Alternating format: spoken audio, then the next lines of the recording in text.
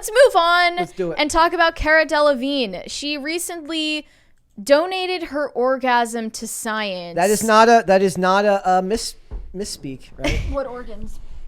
No. She donated her orgasm to science. Oh, okay. Yeah. So basically, What does that mean? what actually happened is she donated her blood before climax and then after, so that these scientists could measure the level of endocannabinoid in her blood, which is a chemical associated with relaxation and reducing anxiety. And she's the only person in the world who's done this, so this study is useless. Yeah, she did this purely for her BBC docuseries called Planet Sex, where she has been traveling around the globe trying to find answers to all of her burning questions about sexuality, and especially women's sexuality, and how she believes that it's suppressed and overlooked, and there are a lot of misconceptions about it. Now, I would love to know if she went to a country like Qatar to ask these questions, or if she only wanted to go to, like, you know, European countries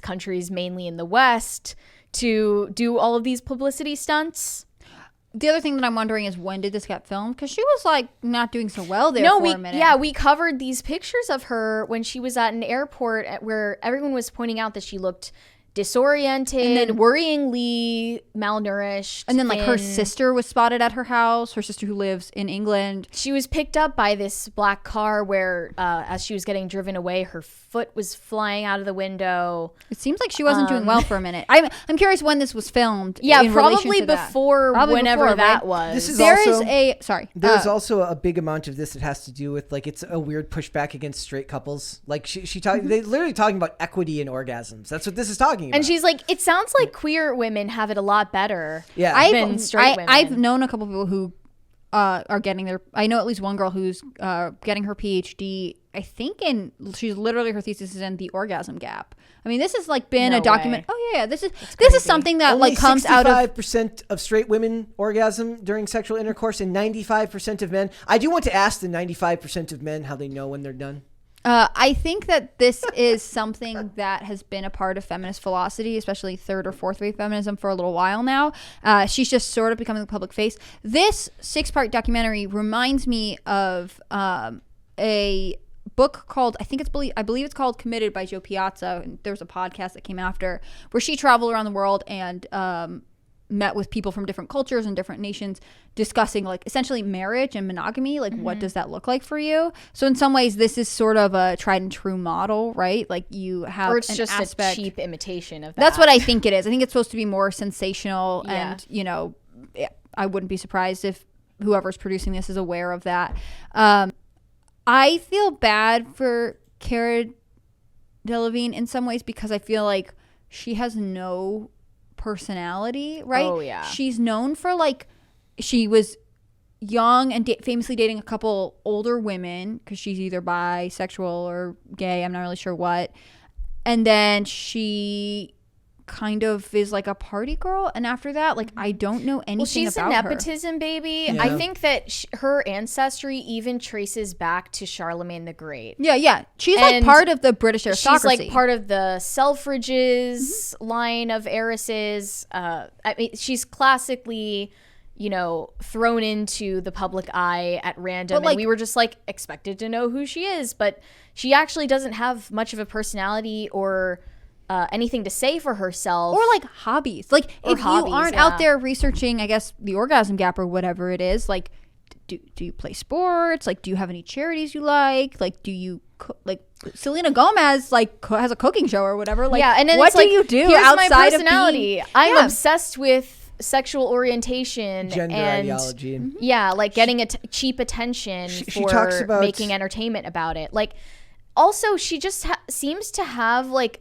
some pretty serious mental health struggles. This one paragraph says, there is no limit to how far Cara Delevingne is willing to go to explore what makes us all human. Speaking to the Mirror, the actress said making the documentary changed her life after she was left feeling suicidal over her sexuality. The gender fluid and bisexual star says she feels more comfortable with herself after battling internalized homophobia and crippling self-shame. So she says that doing this docuseries has changed her life, and she was just like completely in desolation before doing it. And it's like, you don't seem like a very stable person. We keep pathologizing shame in this culture now. Like you're shamed for your skin color, you're shamed for your sexuality. It seems like they love to be flogged for their own beliefs or for what or original sin. See, also, I do want to say, she talks about female sexuality being repressed. Does she mean like not in the media? Because I don't think that's been the case for the last 20 years in the media. She's not going to any of the countries where female sexuality actually is She suppressed. talks about going to women-only sex clubs and ethical porn sites. I do like the idea that there's like we're a porn site, but we're ethical. Like we're the not human trafficking one. This is a huge part of fourth wave feminism. It comes along with a lot of the conversation there's around porn, polyamorous relationships or ethical, strip clubs or whatever else. What is an ethical strip club? An ethical strip club would be like somewhere where you're not human trafficked there and where you're like fairly paid and the conditions are nice, right? Theoretically, we probably could have where one of they're those. paid an hourly wage that is on par with like any And you're allowed- service industry job, and as you're allowed well to as the tips they get. You're allowed to set boundaries for yourself. Like, I don't know if they exist, I mean, the but they're premise of hypothetical. an ethical strip club The or an bouncers- ethical porn set, yes, is ridiculous on the face. And I think it's incredibly disingenuous that an heiress who comes from a long line of wealth is out here preaching about this ethical porn set and giving them props for it, when in reality, like, this isn't an industry that she would ever have to resort to survive. And that's the reality for a lot of women who are in it. Where that's true, and I totally agree with you. But the argument that a lot of fourth wave feminism makes is like, no, this is something that women elect into, and they want to be there, and to say otherwise is anti their sexuality or like whatever. The what bouncers gets me of America about should this be complaining. What gets me means that's like they're saying they're not doing their jobs. The bouncers of America have every right to complain. They do their jobs. Call their union right now. Call their union right now. But what gets me about this is like she's saying I was struggling with my identity and my sexuality and this thing and the other, and it, everyone has their own psychological stress and their own things that they wonder about themselves, especially when you're young and developing. She's, I think, 30, right? Or Yeah, like she's in her 30. late. Yeah. Part of me is like, girl, like, get outside your own head, like volunteer somewhere, like do something that is not Act more? No, but like do something that's not about yourself, because acting would be like suspending your personality and taking on someone else's personality, right? Like do something that is good for your community in a very like calm way. Like, I get it, maybe you think you're changing the world with your docuseries, but really like you think that you are the ultimate beneficiary from this experience. Like, I think that so often people who are struggling with maybe legitimate turmoil about who they are kind of lost in the echo chamber of their own mind. Yeah. Like, you need to stop obsessing about yourself for 5 minutes and consider, the world around you. Then come back to your problems when you have some perspective. Very hard to do first of all, in a culture that's narcissistic to begin with these days, but among celebrities who are sometimes through no fault of their own, just because it's how their lives have been, like they talk about with handlers, with all these things that kind of make their lives that way. They're narcissistic almost by default. And then they're working out their own personal problems in front of a camera for a product that's going to be sold on Hulu or wherever it's going to be sold. And then we're watching them work out their own issues. And I wonder if she's going to come back to something like this 20 years from now and be like, oh my God, like, why did I do that? I mean, at the age she's at right now, she has should have the self-knowledge and agency to understand what she's doing and the consequences that will follow. Still her responsibility. And because of course it's her responsibility. What I'm saying is, like, I don't predict that later in life she's going to rethink this. I mean, it's ironic that I'm saying this about a docuseries literally about female sexuality, but like, this is, of course, a masturbatory exercise. Like, this is about her narcissism, and it's just highlighting how broken and confused this society is, that they would find this as like a profitable project for a mainstream network like BBC. Yeah. Like, who's watching this? Yeah, it was BBC. It wasn't Who Hulu. is watching this? Like, who is the target audience? And I think it falls back more to what I was saying earlier. Like, when they talk about they talk about polyamory, they talk about all these things that are non-traditional sexual relationships. And I do believe that, to me, for her, for Cara Delevingne, it may be her exploration of her sexuality and her coming to terms with who she is. But for the producers, who I think are far more nefarious, it's about making you feel like the world beneath your feet doesn't make it, isn't stable. It's about making the world feel like it doesn't make any sense, and there's no actual, the world is incongruous, that nothing is actual solid around you, and that nothing is even keel anymore. I don't feel that way a lot anymore. When I watch a lot of old movies, the lines were much more clear.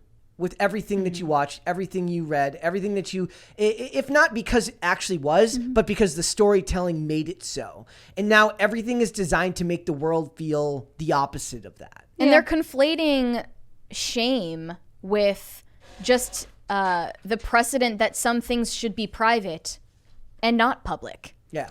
Like, you're not being shamed just because some people think that sexuality should be a private matter. And I think more than anything, this is an ego in seeking affirmation for herself, right? Yeah. Like, she's not making a well-rounded, balanced movie. She's already telling you there's a bias in this.